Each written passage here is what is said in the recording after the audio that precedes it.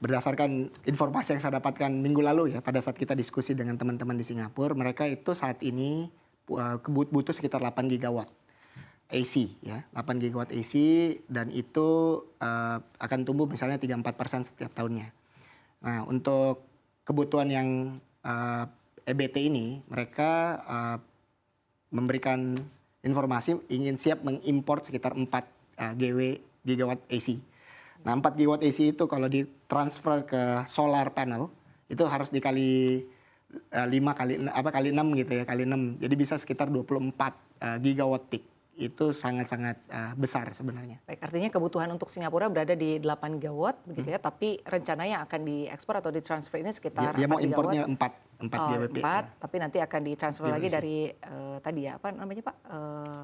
Dari situ, jadi kan kalau ini kan 4 gigawatt itu kalau fosil ya. Kalau fosil, kalau misalnya ditransfer ke solar panel itu harus dikali 6 gitu ya. Kali 6 kali 7 kira-kira. Karena kan matahari biasanya cuma 4 jam. Baik. Pak, tapi kalau dari Singapura sendiri mereka permintaannya memang khusus hanya meminta EBT saja ya begitu ya? Ya, mereka minta green electron. Oh baik. Lalu kalau tadi kan kita lihat juga ya ada beberapa perusahaan yang artinya ikut untuk menandatangani MOU seperti misalnya ada Rogreen, Medco Power dan juga TBS Energi Baru. Hanya perusahaan 3 ini saja Pak yang bisa ikut andil, artinya untuk proses pembangunan infrastruktur ketenaga listrikan EBT ini terkait dengan ekspor ke Singapura. Enggak sama sekali. Jadi kalau di MOU yang kita tandatangani itu adalah G2G. Jadi nggak ada private sector sama sekali. Nah, memang waktu itu ini adalah pembicaraan yang kita bicarakan dari sisi G2G, tapi kita juga berdiskusi dengan private sector karena memastikan bahwa ini bisa jalan ya secara umum, baik itu dari sisi kami dan Singapura. Nah, pada saat kita launch MOU G2G ini, memang ada beberapa private sector baik di Indonesia yang tadi nama-nama yang disebut dan juga di Singapura yang ibaratnya mereka membuat MOU terpisah dengan menyatakan bahwa mereka siap untuk mendukung ini. Jadi mereka bukan hanya developer, tapi mereka juga bawa suppliernya, membawa baterai suppliernya dan sebagainya. Jadi mereka intinya raise their hand dan bilang ya kalau misalnya pemerintah mensyaratkan ini, kami juga siap mendukung. Tapi untuk MOU-nya pemerintah sendiri itu G2G dan siapapun yang memenuhi syarat sebenarnya terbuka. Oh baik, jadi artinya untuk investasi ini terbuka ya, siapa saja yang ingin ikut bekerja sama. Tapi Pak kalau berbicara mengenai kerjasama tentunya ini kan ada nilai investasi ya. Sebetulnya berapa sih yang ditargetkan oleh pemerintah begitu Pak dengan adanya rencana pembangunan EBT ini dan juga solar panel? Ya ini kita dapat angka ini dari teman-teman yang konsorsium ini kan, dia bilang bisa sampai 50 billion dollar. Jadi ini tentunya investasi yang luar biasa besarnya dan kita ingin pastikan investasi itu masuk dan stay di Indonesia. Jadi nilai tambah multiplier effect di Indonesia. Baik Pak, tadi kan Bapak sebelum jeda juga menyampaikan bahwa artinya ini tujuannya adalah untuk menarik investasi begitu ya. Tapi butuh waktu ya Pak untuk proses pembangunannya sendiri begitu. Untuk panel surya butuh waktu sekitar 3 tahun. Sebetulnya bisa lebih cepat tidak Pak?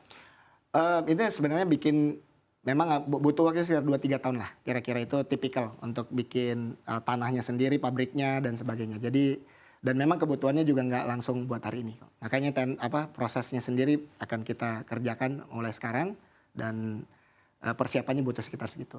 Baik, terkait dengan persiapan yang mungkin memakan waktu hingga 3 tahun ya Pak. Kalau kita berbicara mengenai SDM, kesiapannya akan seperti apa Pak? Jadi SDM kita menurut saya ini teknologi solar panel secara umum kalau yang basic installation segala macam itu kita udah punya. Untuk teknologinya itu mungkin makanya kita perlu kerjasama dengan big industries ya yang tier 1 dan ya saya pikir dengan teknologi transfer kita bisa siap ya. Indonesia punya banyak resources yang handal. Baik, tadi berbicara investasi artinya nanti Singapura juga turut investasi dong ya Pak ya? Dan artinya terbuka juga untuk negara-negara lain untuk bisa berinvestasi di Indonesia terkait dengan pembangunan dari solar panel ini. Betul, jadi kalau kita bayangkan ya Singapura itu menyediakan demand-nya. Jadi demand-nya sudah jelas siapa pembelinya dan kalau mereka mau invest tentunya terbuka. Indonesia menyediakan infrastrukturnya untuk investasi dan menjadi beneficiary dari investment-nya sendiri itu ya, penerima manfaatnya. Tapi teknologinya ya kita bisa dari manapun. Siapapun yang ingin membuat jadi supplier ya ibaratnya baik dari negara manapun dengan yang terbaik kita open aja. Baik.